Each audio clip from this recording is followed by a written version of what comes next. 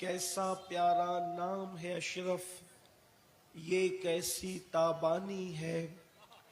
کیسا پیارا نام ہے اشرف، یہ کیسی تابانی ہے۔ میرے اشرف کے جلووں پر یہ دنیا دیوانی ہے۔ آج کی یہ محفل قدوۃ الکبریٰ غوث العالم محبوب یزدانی امام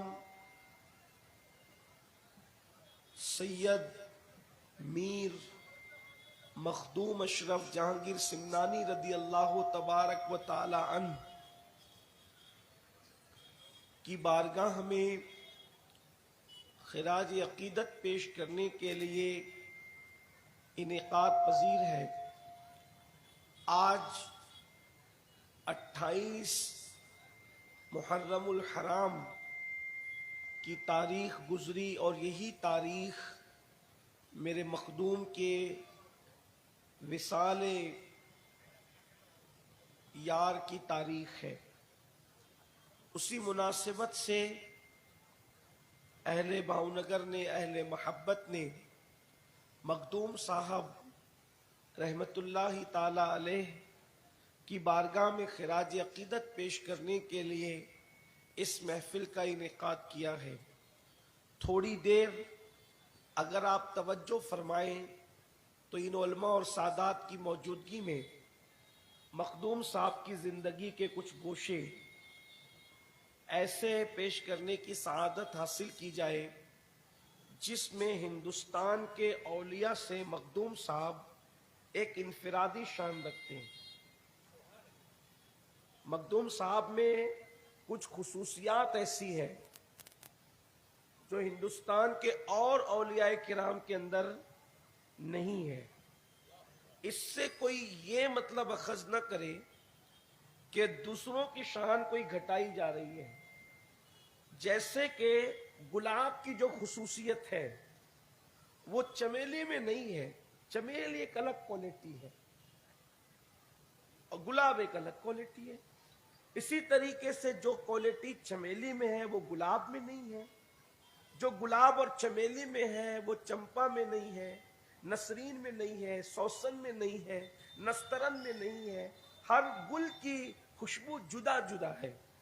تو اب اگر کوئی بندہ کسی پھول کی شان کو بیان کرنے بیٹھے تو اس سے یہ پتہ نہیں چلتا کہ گلستان کے دوسرے پھولوں کی کوئی حقارت ہو رہی ہے۔ لوگوں کے دماغ کے اندر جو خبط ہے تو نقصان یہیں سے شروع ہوتا ہے کہ لوگوں کو یوں لگتا ہے کہ اس کی شان بیان کی تو اس کی شان گھٹی نہیں، اس سے اس کی شان گھٹتی نہیں ہے، بلکہ جس کی جو شان ہے اس کی وہ شان بیان ہوتی ہے۔ تو میں مخدوم صاحب کے بارے میں کچھ باتیں آپ کے سامنے ایسی پیش کرنا، اس لیے کہ یہ جو جلسے ہوتے ہیں، یہ جو محفلیں ہوتی ہیں، یہ شخصیات پر اس لیے ہوتی ہے کہ ہمارے دل اور دماغ کے اندر جو ان کا تصور، جو تخیل اور جو شان ہے اس میں مزید اضافہ ہو۔ کیونکہ ہم ولیوں سے جتنا مضبوطی سے جڑتے ہیں ہمارا تعلق اللہ سے اتنا ہی مضبوط ہوتا ہے۔ کیونکہ اللہ سے تعلق مضبوط کرنے کے لیے اس کے دوستوں سے تعلق کا مضبوط ہونا ضروری ہے۔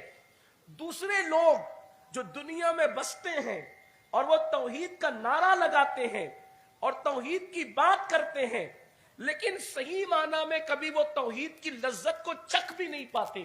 یہ میرا چیلنج ہے، اہل سنت کے سوا کسی کو لذت توحید کبھی نصیب ہو نہیں سکتی۔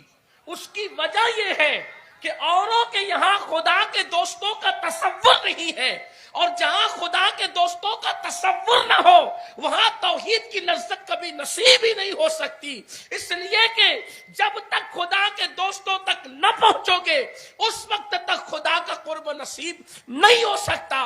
قرآن کہتا ہے صبغۃ اللہ ومن احسن من اللہ صبغہ، کہ اللہ کے رنگ میں رنگ جاؤ، اللہ کے رنگ سے بہتر کسی کا رنگ ہو ہی نہیں سکتا۔